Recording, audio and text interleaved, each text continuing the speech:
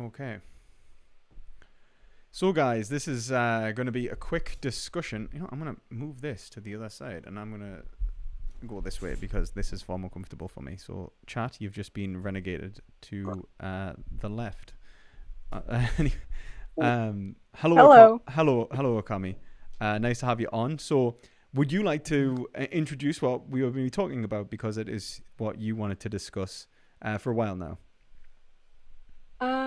Yeah, so I'm interested a little bit in pushing you on kind of the crop deaths argument, and also seeing where your position, in terms of sentience hierarchies leads the vegan that doesn't believe in sentience hierarchies to do. Um, Sorry, could you say that so again? I didn't catch that. Sorry. okay. Yeah, I'm just interested in pushing you a little bit on, crop deaths and your position on sentience hierarchies because I don't believe in them. I know that you don't either. Yes, I And I don't think believe in them. this actually kind of puts the vegan that doesn't believe in sentience hierarchies in a little bit of a conundrum. Well, Um, I can see how it would if you were to say with crop deaths, because obviously the more, so for example, if you don't believe in a sentience hierarchy and we talk about something like insecticides being a massive like genocide event, pretty much non-comparable to anything else, I see that how that could cause a normative issue. You feed, but I'm not a utilitarian, so so I'm gonna deontology duty my way out of this. Neither am I, but it's still one of those things that kind of, when you get to a certain point of how many deaths there are, it's still kind of something that is like fundamentally uncomfortable with you. I completely understand that, and I completely agree with that in many ways. I think that there is, like if we look at the amount of crop deaths, obviously there is the point that if we all, you're a vegan as well, hmm from what I'm aware, and the the point is that if we were to go vegan, there would be less crops, so there'd be less crop deaths. And I don't think is that something that you would disagree with, or It is not something that I would disagree with. I've actually done a fair amount of math when it comes to, calories per death, per hectare. I've also looked into, it's just a myth that, cattle can just range and not need outside sources of calories.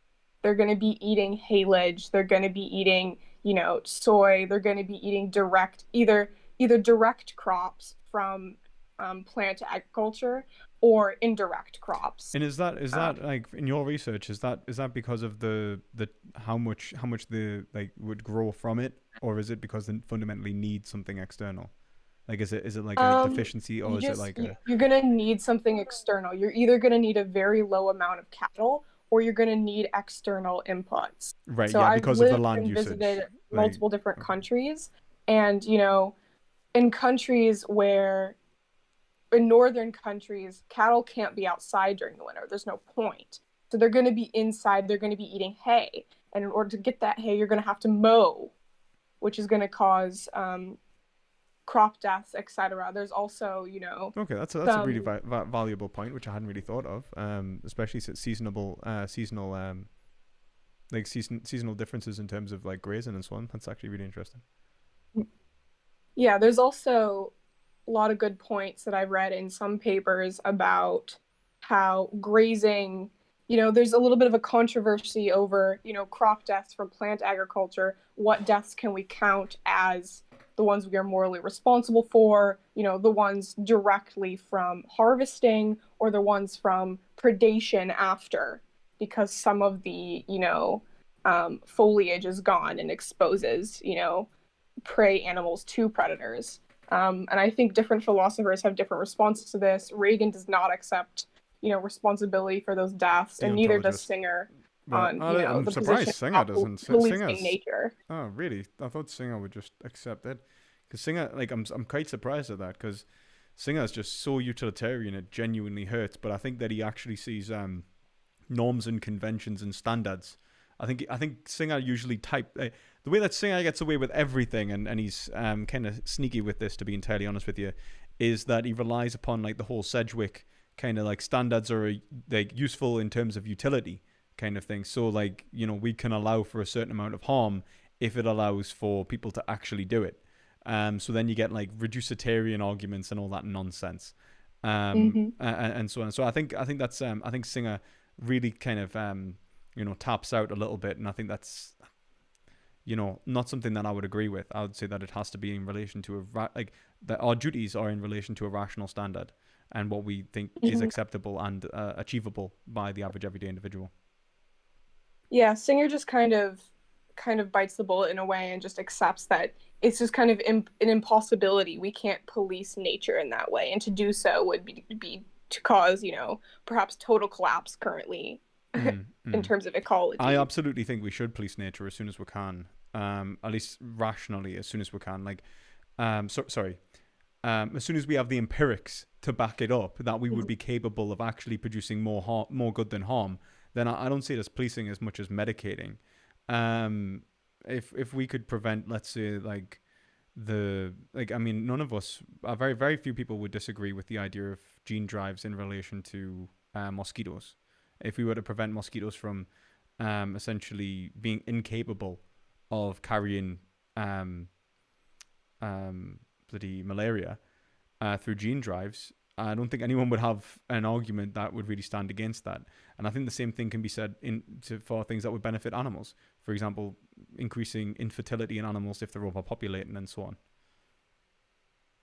Yeah, I don't disagree. I think contraception is a very viable alternative to hunting because hunters like to propose that hunting is a way to fix ecological problems, but these same ecological problems could be fixed by contraceptive measures for deer, etc. You don't actually need to kill them in order to fix these problems. I But I agree. I know think that a lot of more hunters. Sorry, specifically, what I sorry. wanted to talk about was insects in Yeah, crop deaths. obviously, because they're the big numbers really in crop deaths. Mhm. There's obviously countless, like millions, if not trillions, of insects killed every year. I just wanted to read a bit of the paper that I actually shared with you. Yep. Um, I haven't had a so chance to I read it, if I'm honest. Sorry to say. Yeah, it's totally fine. There's multiple papers on this. There's a quite a good paper written on doctrine of double effect and how it exactly applies to crop deaths. It's a pretty good read, but Yeah, I just wanted to read kind of the guesswork done in this paper because kind of calculating the amount of insects we kill is almost it's like an impossible feat to yeah. do. I think that it would be absolute guesswork, surely, because I mean, like, how would you even go about that? I mean, I mean, how, like, how would you estimate like how many? Because it would be seasonal. It would be like there'd be so much involved, and it would be like you would need such a large, like, essentially a large collection of data in order just to make the most general estimate. Um, so yeah, sorry, continue. Yeah, so I'll just read a little bit. So it says it's very difficult to estimate the number of insects present in agricultural context, but it's obviously an enormous quantity. A conservative estimate is well over 200 million insects per hectare, and Whew. some judge that it's more than 900 million per hectare. Um, Even if we stick to the lower number, make the supposition that only 1 out of 100 of those insects are candidates for sentience, make the further supposition that the odds of the candidates actually being sentient are 1 in 10, and finally assume that pesticides only manage to kill 1 in 10 of the candidates for sentience, we are now talking about an additional 20,000 deaths per hectare. That When we is recall that the incredibly considerable. 7.3 billion number was generated with 100 deaths per hectare estimate, it becomes obvious that the moral significance of insect sentience is difficult to overstate. And this is where it comes back to, for me, that I don't believe in sentience hierarchies. And then I feel like there is a sort of fundamental problem. Um, I completely agree. Yeah, I think that there is a definite problem there.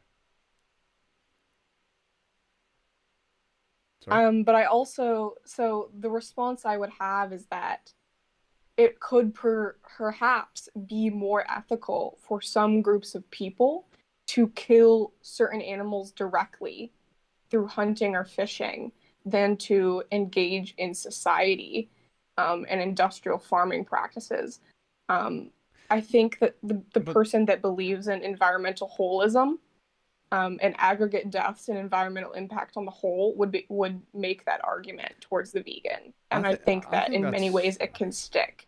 I don't think so. I think that like if like unless you're saying that like look at it like this, the way I see it is that we need to have a political movement which accepts sentience in the first place. So veganism needs to be accepted. So that needs to be like the valuation of animal life. People who hunt and usually don't have that. So that's one normative aspect I would raise. Then I would say like as well as that, like the individual who consumes animal products is going to need to consume plant products as well, and obviously animals eat plants, and there'll be insect deaths in related to the Mm-hmm. animals themselves. So if they raise animals, obviously as you said, there is in relation to things like mowing and so on like that, and feeding those animals. If it's wild animals, obviously it's less complex. In the sense that it hasn't got the industrial nature of things and the farming, but then it's obviously unsustainable for the majority of the population, and can destabilize ecosystems if it became obviously more and more and like more and more done.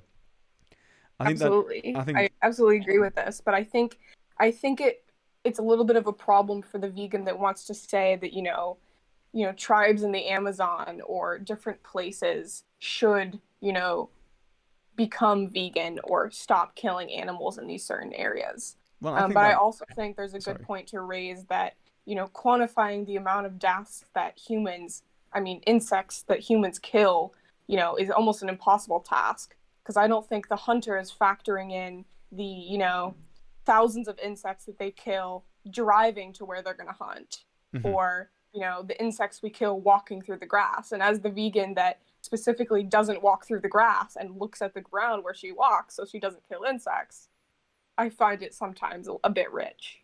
well I think that like this is where we end up in the situation where I think that the political movement that exists as veganism, like an individual who was being also careful to look where they walk and then go and murder a single animal in order to prevent essentially so many insects from dying.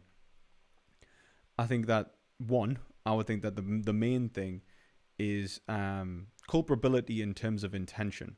I think that an individual's intention, the intention to kill, is a vitally important intention in terms of the harm produced.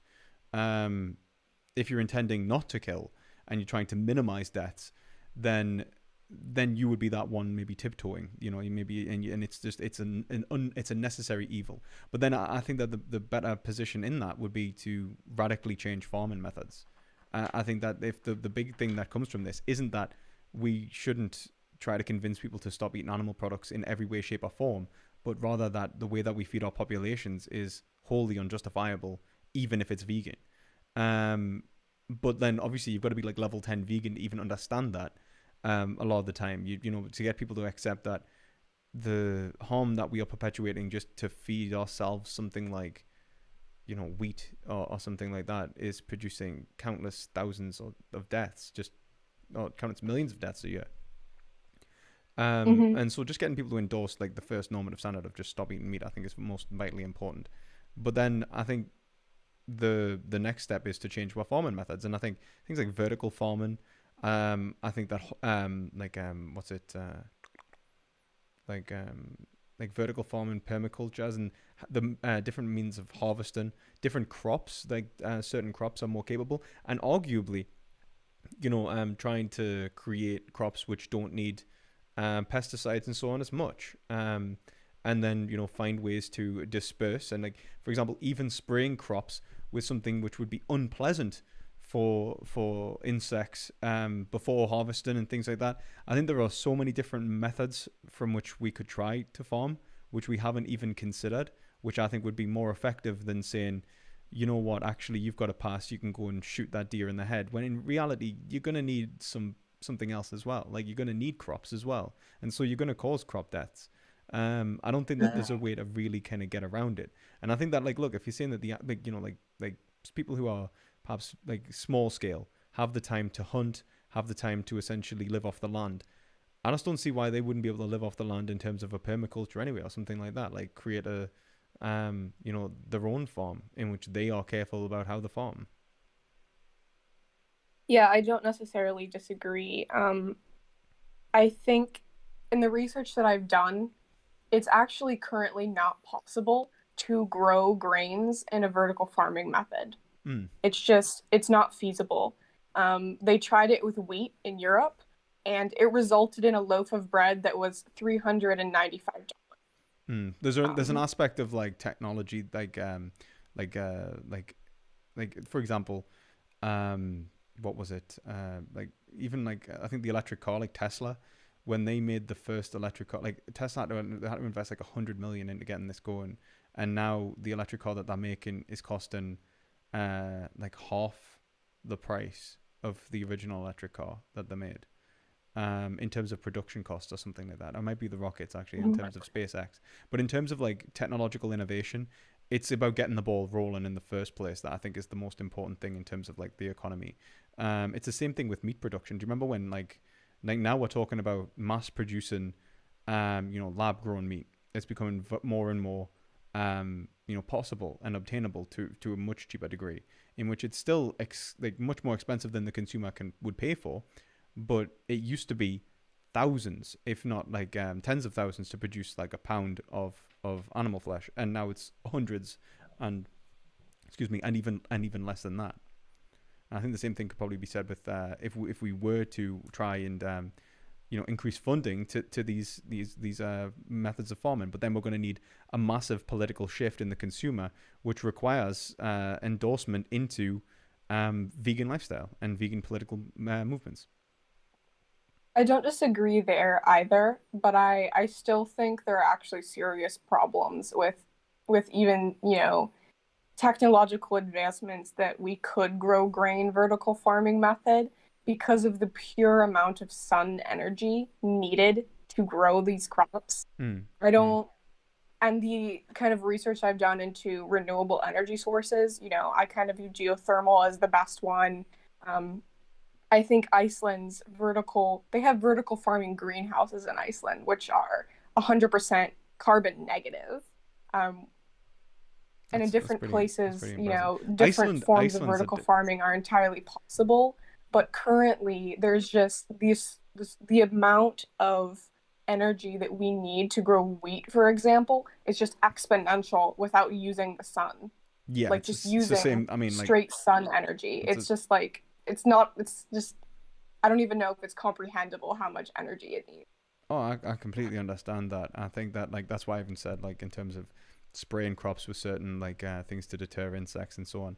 I think that in terms of moral culpability, I will always argue that we are more culpable for the deaths that we deliberately cause rather than the deaths that are accidental and unavoidable. For the rule of double effect, for that very reason. Um, Yeah. which I think is pretty intuitive for most people anyway. But I think that it's also, but I do think that we are culpable. If we could do something, then we ought to do something. And I think that's the main difference. Like, so I would say that like that what you've raised is how much of an issue this truly is. That we need to politically motivate to create real change. I just think that the issue is that at this point in time, I agree with everything about the catastrophe of crop deaths that it's actually doing in terms of the insect population. And to be entirely honest with you, I was actually, this is going to seem like level fucking 2 million vegan, but I was even thinking that humans probably should live in a near not sterile environment, but a near, I be totally distinct from nature, in terms of the harm that we produce. Um, like footpath erosion alone causes a lot of harm, and people don't even realize that. Like, you just go for a walk in the woods, but there's so many of us going for a walk in the woods that you've totally destroyed an area of land that animals were dependent Mhm. upon, and there's loads of stuff like in terms of how we mess up nature. We're just fucking up like every way. um so yeah, I wouldn't be surprised if like humans, like, and I don't mean like away from nature in terms of plant life. I just mean that like we should distance ourselves as much as possible in the future, probably away from animal life. But like we're talking sci-fi here. I'm talking like the Earth, like 3,200 while living on a space station, or Yeah, like get that social ecology, get that Murray Bookchin, that's cyberpunk, solar punk futuristic society. exactly. So like yeah, like I think like at that point like sentientism, that's where like it would probably bottom out. And I think that, or we do the the genetic engineering of nature, and we manage to create a symbiotic relationship with nature, which would be great. But obviously, this is all dependent upon technology.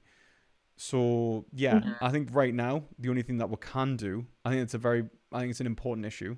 I think the only thing that we can do is endorse veganism. I don't think that it justifies indigenous hunting. For the reason of double effect for one, but also because the reason that indigenous hunting is usually justified in the first place is not for the reason that it would. Question asker donated £5. When you talked about how one has a right to remove any identifiable info from public because of a forced identity, would this also apply to criminals who can't get jobs because of their public record? I'll answer that in 2 seconds there. Question answer. Asker. Yeah, essentially, I would say that in terms of like what I would say that in terms of indigenous tribes, and like there is one, like it's usually, this is the thing, it's usually a derivative from tradition. So they don't do it because they have to do it. They don't do it because it's better for animals. They're not vegans. Like, their tribes aren't vegan. They're not trying to live in a way which is trying to minimize animal suffering, and they're not killing these animals in the most painless way possible, and doing it in a way that is, the most beneficial to sentient beings. Do you know what I mean? They're not even choosing the animals which would be best for them. And let's be honest, if we're being honest about that, then we would be genetically engineering animals to specifically die for that cause in the first place. And I think the argument that the animist or the environmental holist will make is that actually they are choosing the animals that are the best for, they're not choosing the animals that are best for the individual animals, but they are choosing the animals that are best for entire species groups and the ecology of the planet as a whole.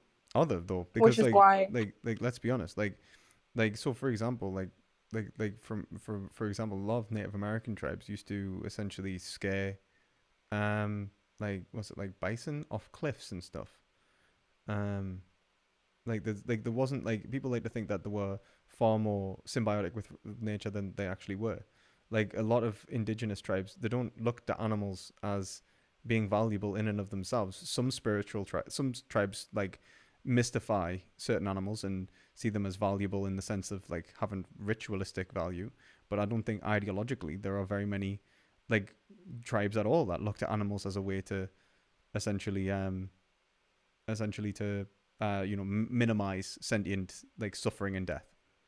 And obviously in terms of ecology, I'm not the person that will generalize about all indigenous people. Oh, 100%. Like it's very different. Many environmentalists like to do. I think it's grossly racist to generalize 100%. About indigenous people and say they all lived in connection with the earth or other animals. I think that's absolutely ridiculous. Yeah, like the whole, like, what is it, The Colors of the Wind? Every indigenous person was Pocahontas incarnate, wasn't there?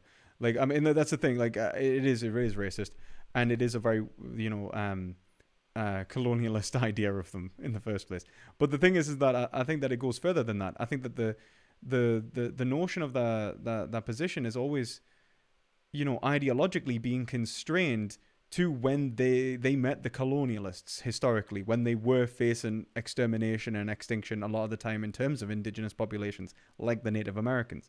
They see the way that they ought to behave in relation to that culture as being how they did behave, a few hundred years ago. And that's, so it's a sort of counterculture in many ways, and not, a true kind of synthesis. But exactly. But I think that then it becomes bad faith, and we aren't allowing the individual to actually express their identity in the same way that their ancestors would have, which would to be able to take ownership of that identity, to go, wait a minute, actually, you know what, this tribal practice, I don't agree with that. I'm not doing that anymore. Which is exactly what they ought to be able to do, to have that culture as their own. And I think that would be the perpetuation of veganism in, let's say, an indigenous tribe. Like, if they go, wait a minute, actually, I'm not going to kill an animal. I think that's wrong. By the fact that we do want to be, we do care about animals and we do care about others, and by our own ethical standards. I think that would be authentic. And I think that authenticity being tied to reason, I think that if we try to justify something on the back of tradition alone, it's going to end up as inauthentic. And I think the Enlightenment process kind of showed that. Like, religion does that a lot and tradition does that a lot. But that doesn't mean we should reject all tradition. And, you might be right. In certain circumstances, they may cause less overall harm.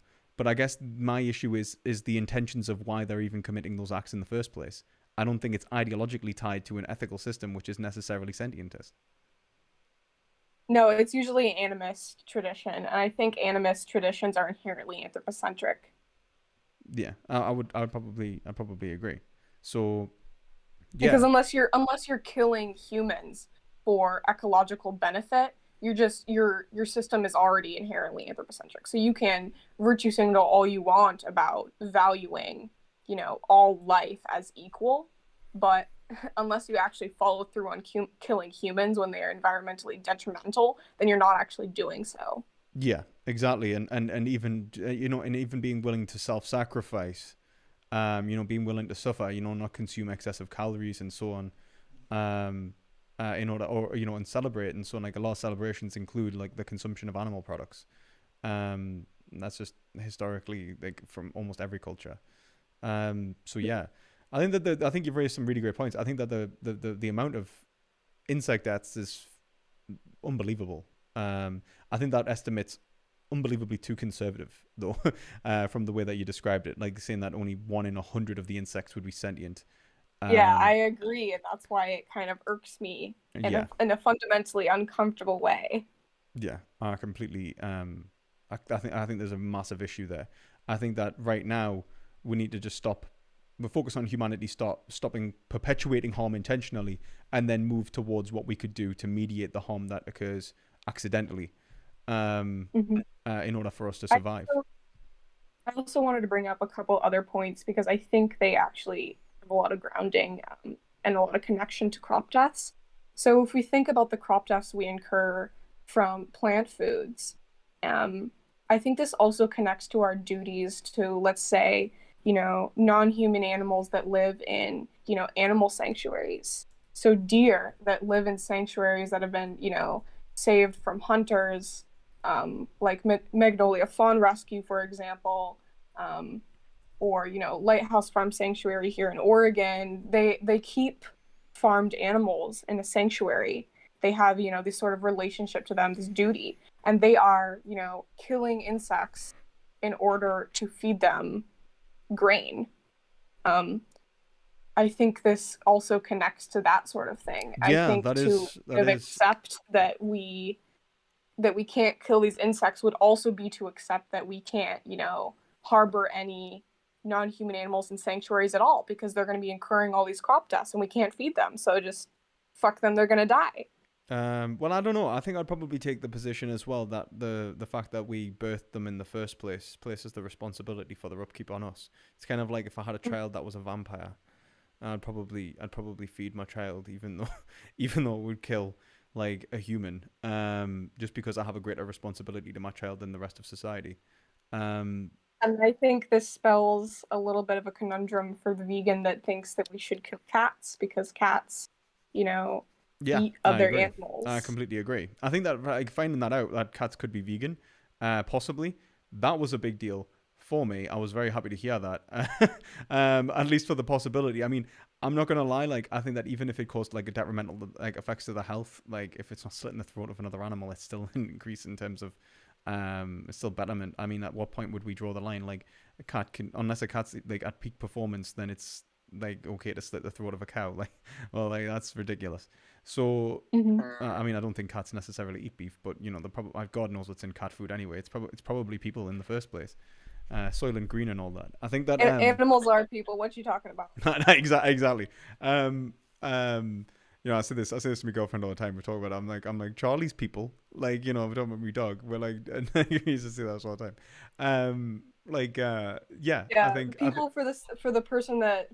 for the person that doesn't believe in sentience hierarchies is like everyone. Like yeah, yeah. I confuse people all the time talking about the bird outside my window. I'm like, look at them. They're so nice. Yeah, I think They just told me this thing, and they're uh, like, "Who the fuck are you talking about?" I'm 100. talking about Joe. I know what you mean. I think we get crows all the time outside of our window, and we're just like we're not like hello, like hello, and we must seem absolutely insane to the general population, like to the street.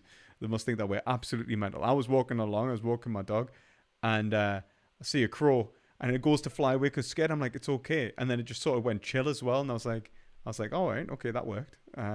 Yeah, this is me with Uh, the squirrels. I have multiple squirrel friends on campus, and they just like to, we chill. They come and, sit on my shoes sometimes. It's rad, you know? I'm not gonna lie. I'm not gonna lie. Squirrels. I've never got a squirrel anywhere near us. I see squirrels now and again, but never. But like this is actually, actually speaking of squirrels, there is a problem of conservation. People like obviously in the UK, there's a big issue with people arguing for like the culling of squirrels, like grey squirrels, to save the red squirrel, which I think is just speciesist at its core. Yeah, There's issues with in terms of in terms of bird populations and so on, which is yeah, there's loads of stuff. Like I think that the reality of the situation is that badgercoles, sorry, badgercoles in the UK. badgercoles, loads that yeah, there's like rabbits. It is horrible. I think that at the end of the day, I think what we need to focus on is getting as many people vegan as possible, and then once we have a vegan society, then or at least we're getting towards a vegan society, we'll see political movements being able to occur in terms of Mhm. trying to lower crop deaths. I think the only thing that's going to motivate the movement to something like vertical farming would be if it would produce lower amounts of um like if it was more economically viable. Um so yeah, I think that the reality of the situation is that we just need to, if we can, think about how to make like maybe vegan entrepreneurs and so on, try to make as economically viable alternative forms of farming, and or do We the can just absolute. be socialist and, Oh well, I completely agree. But I mean, like, absolutely. But I think that, like, what is more, like, so for example, when I think of something like market socialism, there's still going to be economic engagements in terms of, like, obviously the profitability of a product and a service. And I think that, like, it's kind of like the laws of supply and demand. It's like at what level would we be able to pump money into a money pit, and where would the money come from? And I think that the market itself was going to have to pay for these things, and so I believe in like taxation to produce these things. But if the market can aid the process, which I think it very well might be able to. I think that if you were to be able to like fairly outsource to a worker cooperative,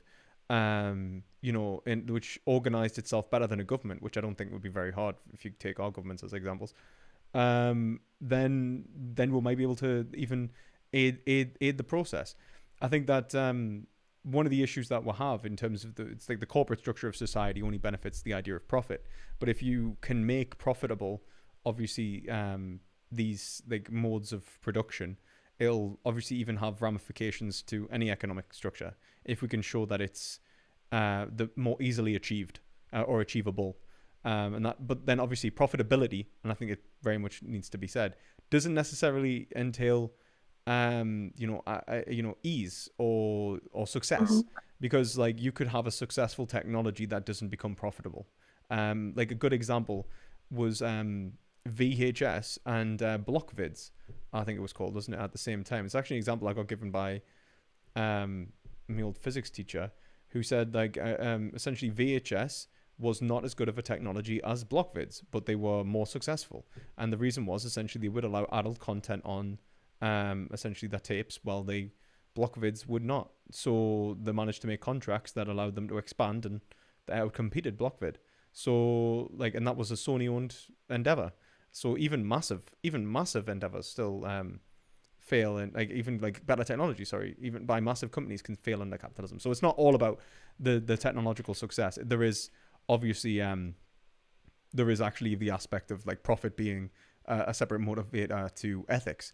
And I was actually talking to my economist friend Jeremy about how we could create a market structure which reflected like ethical mandate, and how would it function. And it's actually I think it's not easy. uh, Well, yeah, and then you get things in terms of, capitalism. I go to a school with a very strong ego Marxist tradition. And you get things like the Jevons paradox, or the paradox of efficiency, where you're increasing a sort of efficiency in, a product you're making, or the amount of resources it takes to make that product or maintain that product. And when you increase efficiency for a product, it also increases demand and use of that product. So any, things that are offset by the efficiency are exponentially kind of covered by the increased usage of that technology in the first place. But then, I mean, I think that's we can see that. that with some forms of energy I creation. I think that the issue with that is essentially that there can be it kind of goes against the mentality of single use products, which seem to be incredibly not only popular but also economically viable, because a single use product is essentially, because of there is a permanent scarcity there. People need to replenish the stock of what they have. Whilst if an individual buys a product and it lasts longer, then the price of that product would have to increase, which alienates more of the population away from it, and they'll seek a cheaper alternative, which is perhaps less beneficial to them, but overall accessible, which is part and parcel with the way that capitalism functions in terms of wealth distribution as well. And it all ties in together. Like this is the complexity of it all. Like I started looking more into economics, and I'm like, oh shit, this is a mess. And then you realize that economics itself seems to have certain biases towards capitalism as well. Not intentionally, even just in the way that, like, for example, Tona Jeremy, he's like, they just sort of talk about the, maximizing, like, essentially, overall, wealth production, which is like, well, like that's not necessarily the end goal. So Yeah, reading Marx and reading a lot of eco-Marxist thought that questions a lot of those presuppositions that the fundamental, ideas of the society are just incorrect at all. I don't think Marx would have agreed with things like market socialism. Oh yeah, I don't think he would have, but I think Marx is wrong. So, I think Marx is wrong in the sense that he sees, like, for example, I don't agree with the dictate of the proletariat. At least depending on how you read it. I don't agree with his notion of communism being the end of history. I hate the idea that he sees this all in terms of material contention. And I feel like the things that I agree in Marx are the alienation of the worker, which is really just Hegelian philosophy applied to capitalism. I'm not gonna lie. I'm gonna like the anarchists that I've been introduced to, I prefer them much more every time. Like, because I don't trust governments, I don't trust corporations, and and I don't think that we ever should. I think that at the end of the day, like, everything should be democratic and fundamentally democratic. And then in terms of economics, it's not. Then it's about how do we create an economic system, an economic structure which allows for that political to be what's politically advantageous to be sustained.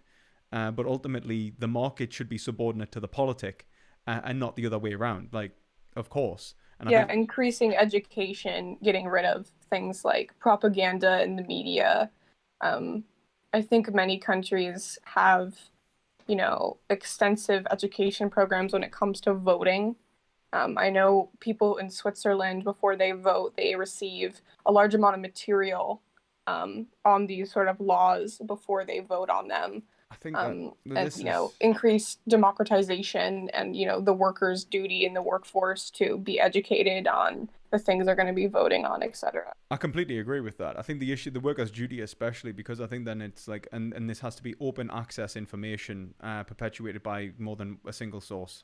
This is the issue with, like, kind of, it's like I like the BBC and I like the concept of independent media that's, funded publicly, but then it also ends up biased because its budget's controlled by, the government. And then even the people who are making the pamphlets are very well aware that their jobs are directly tied to the success of the pamphlets, creating a political outcome which is advantageous for themselves and so on.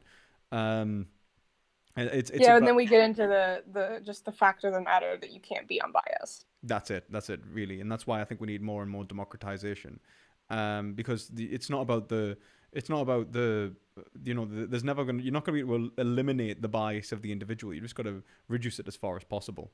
The way I think about it is you can't ever be unbiased, but you can have the correct biases. Yeah, I suppose that's it. Like, I think, like, we should always, fall on the side of reason. And I think that's it. And I think, it's about but then it's like, even in terms of our reason and the way that we understand something in terms of reason in the first place is normatively structured in terms of obviously these biases that exist in my culture. And Zizek talks about the sublime object of ideology. It's just a mess. Like, I'm not gonna lie, in terms of politics, we're absolutely fucked. I think Zizek's absolutely right. Like, then again, he's pessimistic on one turn, and then absolutely like optimistic on the other. I don't know. I think that, like, trying to get the population to accept any of this would be hard enough. Trying to mediate the government, like take power from the government, well, that's just an absolute like mess. And without one, we don't want revolution, because that's just going to be bloody and nasty. So we need to manipulate, like we need to fall back onto worker solidarity, which I think Marx really perpetuated more than revolution in many ways. This idea of workers of the world unite, like the general strike and all that shit. Like, I think that's increased democracy of the workforce. Yeah. And education, and then increased democratization. Yeah. Yeah, this is the thing. This is the thing. I think that it's like at the end of the day, I think that all we can do is, I think education is the only way that we can go around this. And I think, like, until we start like educating our population on things like philosophy and critical thinking, it's just not even we're not even doing the field that we need to educate them on. Like, we can't even discover the fields that we need to educate them on, because we haven't got enough people who have at least enough critical thinking skills to recognize that they're actually being indoctrinated to structures which are hegemonically telling them how to live their lives and perpetuating certain norms in order to exemplify their identities. And the reality of the situation is that when you try and tell people this, you basically become the Oedipal father. Like, you essentially, you become the person that tries to demarcate someone's desire, like limit someone's desire, and go, well, no, that desire is inappropriate. And so you, like, the individual seeks to destroy you. And so when you challenge like these objects of ideology, you're not only your public enemy number one, and the first response is to essentially try and eliminate you as fast as possible, which is exactly what veganism's been met with more than pretty much anything I can ever think of. I've never seen very many social justice movements that have been met with such disdain as veganism, like except for social justice movements that have been met with this in that infancy, civil rights other animals are objects, and humans fear the animalization of themselves, because the animal is the inherently lesser or less valuable thing, because of the great chain of being and all that. Well, this is the thing. Like, I'm not gonna lie, this hierarchization in terms of nature has been going on for the last 2,000 years easy. So it's not something that's likely to change overnight. But I'm confident that, like, veganism as an ideology can replace the institutions of our society. One, because it relates to capital, and and capitalism will perpetuate a norm which benefits itself. So at least for once, I think, well, actually, arguably, time and time again, social justice usually just accidentally aligns with capitalism now and again, and people's political mind shift changes, and so capitalism sort of maneuvers away towards being more ethical, which is how we got the removal of slavery in the United States and so on, like that. But we can't rely upon your it. Kink at Pride discussion, and how corporations have co-opted the queer identity to sell 100%. merchandise. I think there's a good argument to be made that Pride can be radical and kind of fight against corporatization, but also not be explicitly filled with kink at the same time, which I said that in chat when you were talking. Yeah, well, I think more than that as well. It's like, I don't even think that those two things are even opposed. I could argue that, like, not only is kink something which is non-subversive of corporations, but that corporations assimilate it. I mean, that's the Deleuzean argument, where essentially any form of rivalry, the brashest form of rivalry is a healthy form of emulation. And I think that corporations will, find a way to essentially profit from it. Like, you get kink at Pride, you'll get people selling leather items at Pride. You'll get people selling stuff there. It'll become a market. Like, that's just the way capitalism expands itself. That's why it's so hard to beat, because essentially it's ever changing, like a self-deforming cast. Yeah. It changes from epoch to epoch, from norm to norm. And when you think you're being subversive, you're actually paying into it. Like buying a feminism T-shirt, which is being made by child labor. It's just the irony of the way the structure works. It forces us to be ironic because it essentially ideologically constructs the way that our superegos actually, perpetuate and express our desires. So even though when we think we are being good, we are being bad, and we don't see that. And I think that in many ways that we're not necessarily entirely culpable for it, but we are, because we're culpable for the perpetuation of the ideology in the first place. Hmm. Yeah, absolutely agree. This kind of I don't know how this brings me back. This kind of ironically brings me back to kind of the crop deaths and kind of humans in general.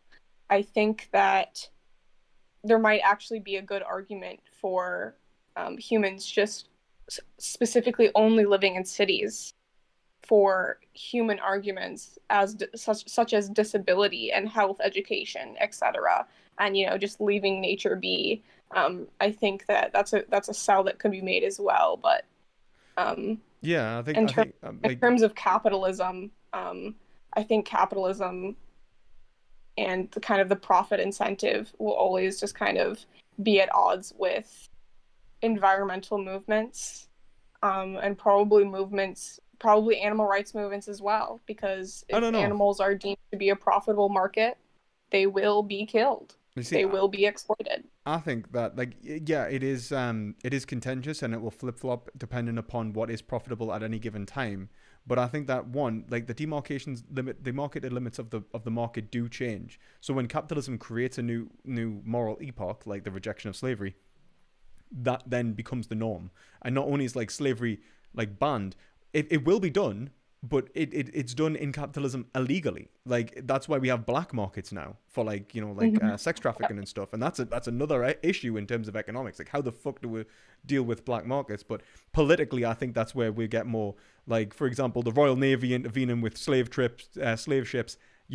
That's where the police force intervene with the black market. That's where we need to use the monopoly of violence in order to constrain the limitations of the market. And I think that people who don't see that as a necessity, they have way too much faith in humans and people in general. And I think that also, like, capitalism sometimes can accidentally align itself with what is actually an ethical improvement, because sometimes it is more rational to do that thing. Like More like marketable, yeah. I think a lot. like There's a couple books on how the flesh industry and non-human animal exploitation on a mass scale might just become debunked simply because of economical reasons. 100%. That's one of the reasons. I think that's why it's probably going to end up being like gone. I mean, that's not why I want it to go. I want people to go like sentientist, because then that'll allow for the progression of our ethic into, like, for example, considering crop deaths and so on. But I think that it'll eventually, yeah, I think that's absolutely right. But I think, Dominic Cummings even brought this up in terms of like why they ended up the restricted access to like they ended up locking down the initial herd herd immunity thing. They realized that it was a failed logic, that people would end up in panic locking themselves down anyway, and so they would have a worse scenario where the NHS has collapsed and they've got to pay for this, and they're in this, they're going to have essentially the collapse of these institutions, and as well an absolutely destroyed economy. And so I think that's sometimes ethics forces itself upon capitalism. It's not a choice. Like, capitalism is in and of itself dependent upon human life, and it's dependent upon sentient life to some degree, not to the same degree as it should be yet, but it is dependent upon human life. And sometimes ethics will force itself into the equation. Yeah, Well, yeah, I absolutely agree. I just don't think that ethics ethics under capitalism can ever fundamentally change the way that we interact with kind of the world.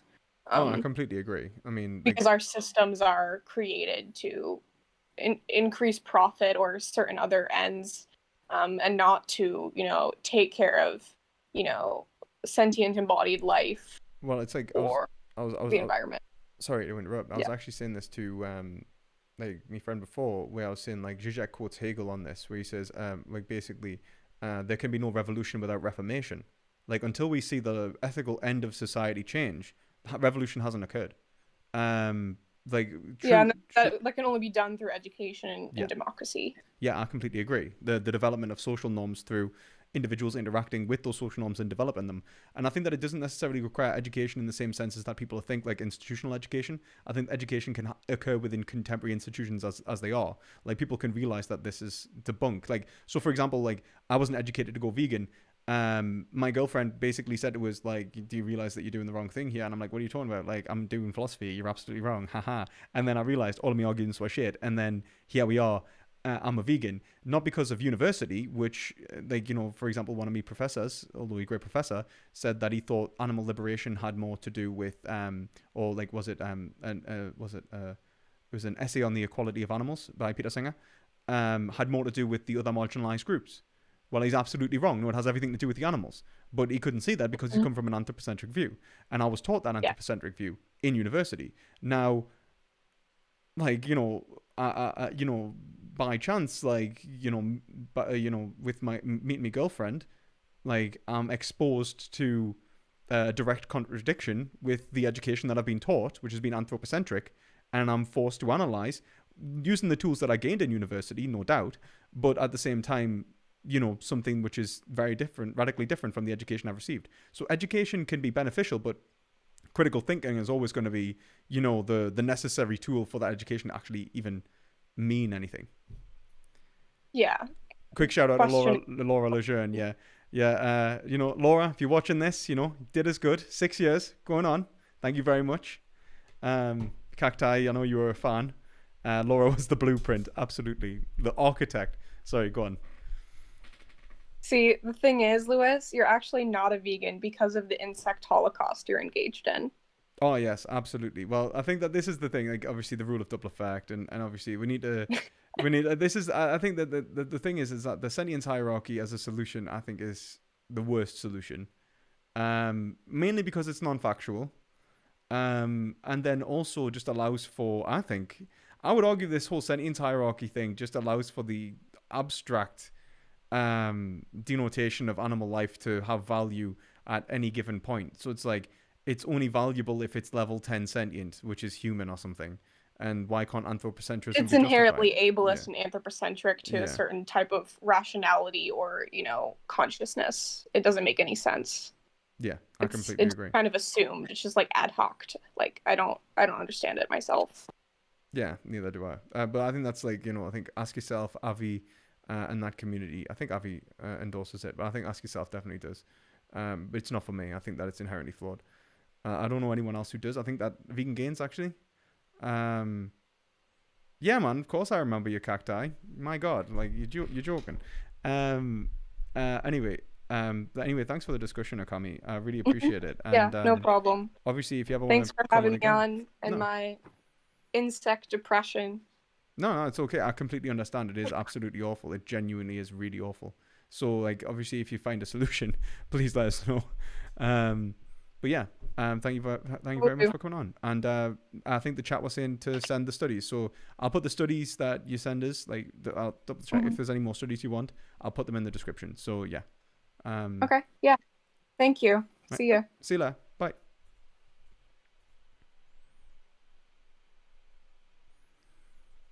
Okay. Right. So guys, I think that's pretty much that done. I'm 2 hours now into the stream. Shall we see what the poll decided in terms of whether kink should be at Pride? Okay, I am closing the poll. The poll has been closed. So, you can no longer vote on this poll. Does it tell you the results? In case it doesn't tell you the results, it says Lewis was right. It says that 3 votes for yes, there was 4 votes for no, and 2 votes for I don't know, which means that yes and I don't know are going to form a coalition party and therefore subvert the will of the people. No, okay. It means that the no's got it. So apparently the chat thinks that there should not be kink at Pride. So there you go. Thank you everyone for watching this stream. I really appreciate it. If you liked it, please give it a thumbs up, leave a comment in the comment section below, and buy my course, not a short introduction to philosophy, an introduction to Western philosophy, which will teach you philosophy from the ancient Greeks to the contemporaries, in fields from metaphysics, epistemology, ethics, politics, everything. So yeah, check that out. And thank you, everyone. And as always, try to gain. I read solution at the same time, so I almost said try to gain the solution. Try to gain the solution.